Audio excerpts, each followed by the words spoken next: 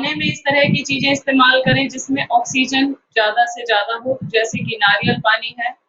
ऊंचे लगने वाले फ्रूट्स होते हैं, उसमें ऑक्सीजन भरपूर मात्रा में होती है।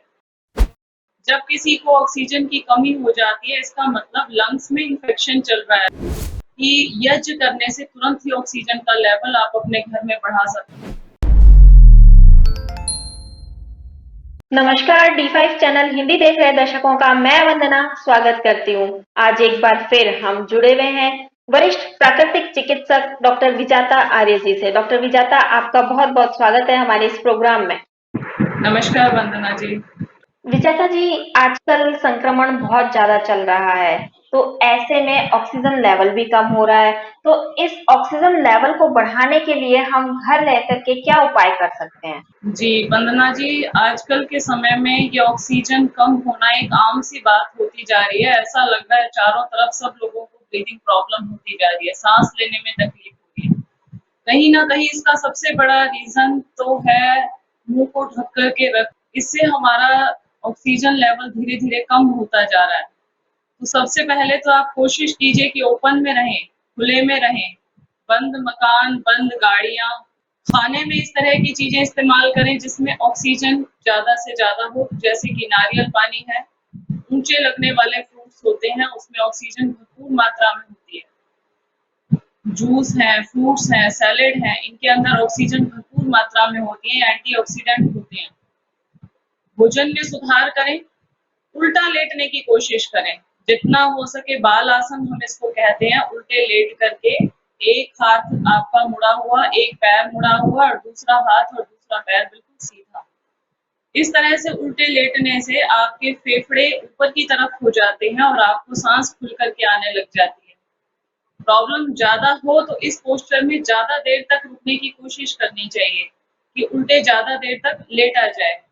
इसके अलावा बहुत सारी हमारे योग के अंदर प्राणायाम हैं जिनसे आप ऑक्सीजन लेवल को बहुत ही जल्दी बढ़ा सकते हैं। उसमें सबसे बढ़िया आपका भस्त्रिका प्राणायाम, डीप ब्रीदिंग करना। लेकिन डीप ब्रीदिंग करना कब है? धूल, धुआं, पॉल्यूशन में बिल्कुल ना करें। सुबह जल्दी उठ करके करें। सुबह 4 बजे, 5 बजे आप उठें और किसी ऐसी जगह पे जाएं जहाँ पॉल्यूशन ना हो।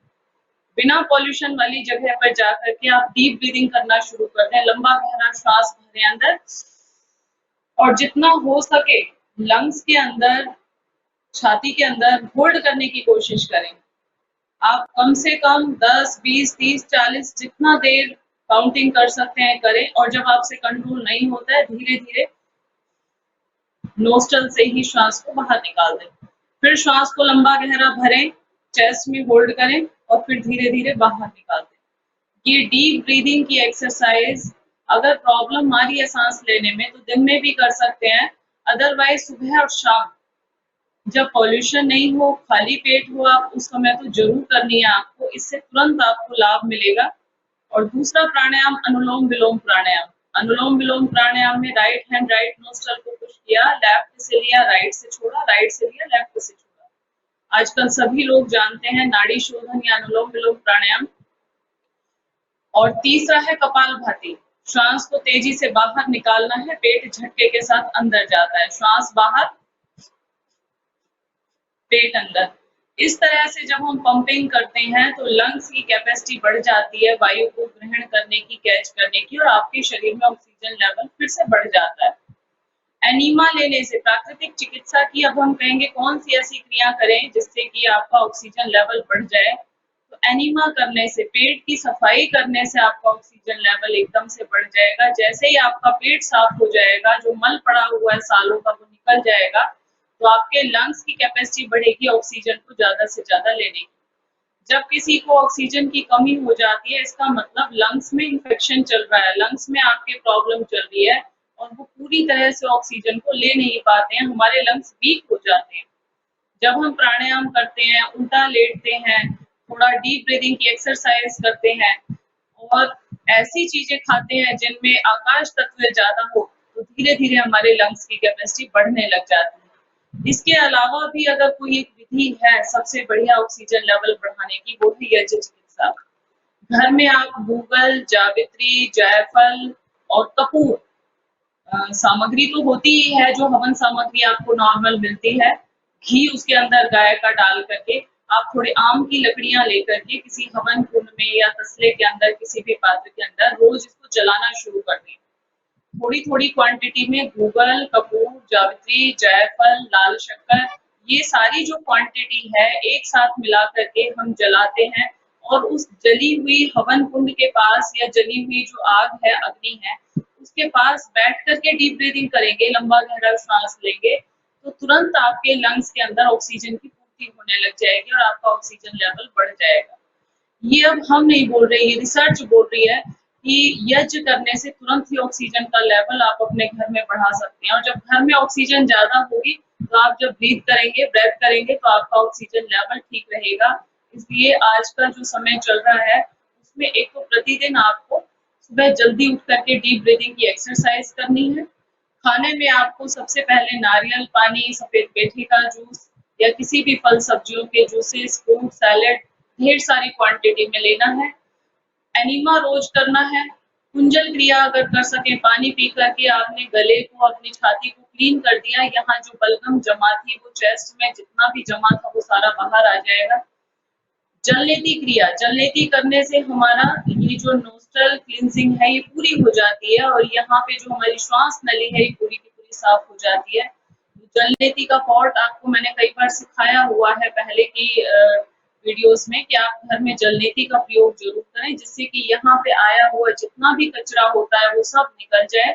जलनेति करके कुंजल कर लिया, जग भर के गुनगुना पानी कर लिया, सुबह-सुबह जल्दी-जल्दी पिया और आगे 90 डिग्री झुक करके 2 उँगलियाँ डाल करके पानी को बाहर निकाल दिया। पेट की सफाई के लिए एनीमा किया। रात को सोते हुए आपने उल्टा सोना है, दिन में भी अगर आपको कभी प्रॉब्लम हो रही है तो आप उल्टा सोएँगे, उससे आपके फेफड़ों की कैपेसिटी बढ़ेगी। ये सारी चीज़ें मिलकर के आपको ऑक्सीजन की कमी को दूर करेंगी। प्राणायाम उसमें सबसे ज़्यादा इम्पोर्टेंट है कि सुबह-शाम 1-1, 2-2 घंटे आप खुली हवा में ऐसी जगह है जहाँ पे पॉल्यूशन नहीं हो, ज़रूर टहलें, लंबा गहरा श्वास भरें, ब्रिस्क वॉकिंग करें, तो उससे आपको ऑक्सीजन की कमी धीरे-धीरे दूर हो जाएगी। बाकी अगर आप पट्टियाँ लगा सकते हैं, गीली मिट्टी की पट्टी है या सिर्फ़ प्लेन पानी की गीली पट्टी है, तो बहुत अच्छा होगा ये आपके लिए। तो इन पट्टियों का प्रयोग भी आप घर में कर सकते हैं, पेट पे लगा सकते हैं। छाती में ज़्यादा प्रॉब्लम हो तो चेस्ट पे भी 2 कपड़े लेकर के आप खादी के ले लें सूती और उनको एक को टॉवल को आप ऐसे लपेट लें यहाँ से और एक को दूसरे को ऐसे लपेट लें। जैसे लपेट लगाते हैं, एक बार पहले भी आपको ये चेस्ट की पैक बताया था, जिससे आपका लंग्स का इन्फेक्शन धीरे-धीरे खत्म हो जाएगा, आपकी छाती धीरे-धीरे साफ हो जाएगी और सफाई होते ही आपको ब्रीथिंग प्रॉब्लम कम होती चली जाएगी। इन सारी चीज़ों को आप घर में इस्तेमाल कर सकते हैं। आजकल बहुत प्रॉब्लम हो रही है, सिलेंडर नहीं मिल रहा है लोगों को, हॉस्पिटल में बेड नहीं मिल रहा है, तो आप घर में रह कर के घबराने की ज़रूरत नहीं है। अगर आप उल्टे लेट जाते हैं, पेट की सफाई कर लेते हैं, साथ में ब्रीदिंग एक्सरसाइज और हवन चिकित्सा, यज्ञ चिकित्सा घर में शुरू कर देते हैं, तो विदिन 2-3 डेज़ में आपको एकदम से चमत्कारिक रूप से आपकी ऑक्सीजन लेवल बढ़ता हुआ नज़र आएगा। ज़्यादा पैनिक होने की, ज़्यादा घबराने की ज़रूरत नहीं होती है। आप थोड़ा शांति से सुकून से काम लीजिए और एकदम से अगर हम हड़बड़ा जाते हैं, तो कंडीशन और खराब हो जाती है। घबराना जो होता है वो हमारे अंदर स्ट्रेस लेवल को बढ़ा देता है, एंग्जायटी टेंशन बढ़ते ही हमारा ऑक्सीजन लेवल कम हो जाता है। इसलिए सबसे पहला काम तो यही करना है आपको कि किसी भी तरह से आपको घबराना नहीं है। घबराने के बाद सिचुएशन और ज़्यादा आउट ऑफ कंट्रोल हो जाती है, इसलिए घबराएँ ना, जो भी उपाय आपको बताए गए हैं इनको करना शुरू कीजिए। किसी भी तरह की आपको प्रॉब्लम होती है, मेरा नंबर वंदना जी के D5 चैनल पे हमेशा अवेलेबल रहता है 8816893478। हम यहाँ अपने सेंटर में हर तरह के ब्रीदिंग प्रॉब्लम जिनको आ रही है या सांस लेने में तकलीफ हो रही है, जिनको बेड नहीं मिल रहे हैं, इस समय हम उनका यहाँ इलाज कर रहे हैं। हम उन पेशेंट्स के बीच में रह रहे हैं, तो हमें इतना प्रैक्टिकल नॉलेज हो चुकी है कि 3-4 दिन के बाद आपकी सिचुएशन बदलनी शुरू हो जाती है। हम क्या सोचते हैं आज ही चेंज हो जाए प्रॉब्लम, आज ही ठीक हो जाए और घबरा जाते हैं। घबरा के उठा के इतने हॉस्पिटल पहुँचते हैं, वहाँ जाके देखते हैं बेड नहीं मिल रहा है, सिलेंडर नहीं मिल रहा है और इतनी देर में आपको फिर प्रॉब्लम ज़्यादा बढ़ चुकी होती है। इसलिए जब प्रॉब्लम हो, आप एक छोटा फैन लेकर के टेबल फैन बेड के आगे लगा लीजिए, उल्टे होकर के लंबे-लंबे श्वास लीजिए, थोड़ा ठंडा पानी पीजिए, मटके का, सुराही का, घड़े का, तो आपको धीरे-धीरे से अपने आप ही ऑक्सीजन लेवल बढ़ता हुआ नज़र आएगा। इसलिए ज़्यादा घबराने की ज़रूरत नहीं है। आप समझदारी से काम लें और अपने डॉक्टर स्वयं बनें। इसीलिए हम कहते हैं 7 दिन का प्राकृतिक चिकित्सा का कोर्स, इसको ज़रूर करना चाहिए। हर व्यक्ति को इसके बारे में नॉलेज होनी चाहिए। How we stay healthy for 100 years, be free from disease, diagnosis, drugs and doctors. 4 D से अगर बचना है आपको आजकल के टफ टाइम में, तो प्राकृतिक चिकित्सा को फॉलो करें, जानें, इसको लाइफ़स्टाइल बना लें, तो आप इतना घबराएँगे नहीं, सिचुएशन को हैंडल आप खुद कर सकेंगे।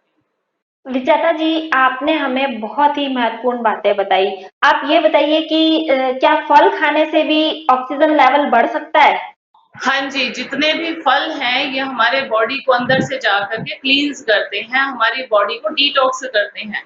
और जब सफाई हो जाती है, हमारे लंग्स भी धीरे-धीरे साफ होने शुरू हो जाते हैं, तो ऑक्सीजन लेवल बढ़ता है। जितनी भी सफाई वाली चीज़ें हैं, जो बॉडी की सफाई करती हैं अंदर जा कर के, वो सारी चीज़ें खाने से हमारा ऑक्सीजन लेवल बढ़ जाता है। कई डॉक्टर्स कहते हैं कि जो आप फ्रूट खाते हैं, वो एक ही टाइप का फ्रूट एक दिन में खाना चाहिए, उसके बाद आप दूसरे टाइप का फ्रूट खा सकते हैं, मतलब नेक्स्ट डे अगले टाइप का फ्रूट खाइए। ये नहीं है कि सारे फ्रूट एक साथ खाइए। इसमें कितनी सच्चाई है? वंदना जी, ये बात बिल्कुल ठीक है कि एक टाइम में एक ही तरह का फ्रूट हमें खाना चाहिए। जैसे पपीता खा रहे हो तो एक बार में आप 1 प्लेट भर के पपीता खाइए। खीरा खा रहे हैं, प्लेट भर के खाइए। आप कोई भी संतरा खा रहे हैं या किसी भी प्रकार से आप खरबूजा, तरबूज खा रहे हैं, तो एक ही तरह का फल खाने से वो ईज़ी टू डाइजेस्ट हो जाता है, जल्दी डाइजेस्ट हो जाता है। आप तरह-तरह के फ्रूट्स को मिक्स करके खाएँगे तो वो डाइजेस्ट नहीं हो पाता है, उसको डाइजेशन में हमें टाइम लगता है। इसलिए ये बार-बार कहा जाता है कि एक ही तरह का फल खाइए, जिससे पाचन शक्ति के ऊपर लोड ना पड़े। मान लीजिए खट्टे फल हैं और मीठे फल हैं, एक साथ मिला कर के आपने खा लिए, तो हमारा पेट कन्फ्यूज़ हो जाता है क्योंकि खट्टे फलों को डाइजेस्ट करने के लिए अलग तरह के पेट के अंदर अंदर से एंजाइम्स और जूसेस निकलते हैं। मीठे फलों को डाइजेस्ट करने के लिए अलग तरह के एंजाइम्स निकलते हैं, तो हमारा पेट कन्फ्यूज़ हो जाता है। इसलिए वो डाइजेशन में फिर वहाँ प्रॉब्लम आ जाती है। इसलिए ये बिल्कुल ठीक है कि एक बार में एक ही तरह का फल खाएँ तो ज़्यादा अच्छा है, लेकिन कई बार लोग नहीं मानते हैं, नहीं समझ में आता है उनको, तो फिर कभी-कभी ऐसा हो सकता है कि 2 तरह के फल मिला कर के खा लें, लेकिन बहुत सारी चीज़ें एक साथ मिला कर के ना खाएँ। जैसे हम कई बार बहुत सारी चीज़ें लेकर के बैठ जाते हैं, तरह-तरह की वैरायटियाँ ले लेते हैं, वो तो बिल्कुल गलत है। डॉक्टर विजाता, आपने हमें बहुत ही महत्वपूर्ण बातें बताई। आपने आज फल का कॉन्सेप्ट भी क्लियर कर दिया कि एक ही टाइप का फल एक बार में खाना चाहिए। आप हमसे जुड़ी, आपका बहुत-बहुत धन्यवाद। आपका भी बहुत-बहुत धन्यवाद। अगले एपिसोड में आपसे फिर मुलाकात होगी, तब तक के लिए नमस्कार। ज्योतिष कोई टोना टोटका नहीं है, एक विद्या। जोशी है, कोई जादूगर नहीं है, आपका अच्छा सलाहकार। कैसे कर सकते हैं आप अपनी समस्याओं का हल इस विद्या को जानकर? ये कोई ब्रह्म नहीं, एक साइंस। आपके ग्रहों में छिपा है आप ही की समस्याओं का हल। तो देर किस बात की? आइए देखते हैं अपना प्रोग्राम ज्योतिष एक विद्या।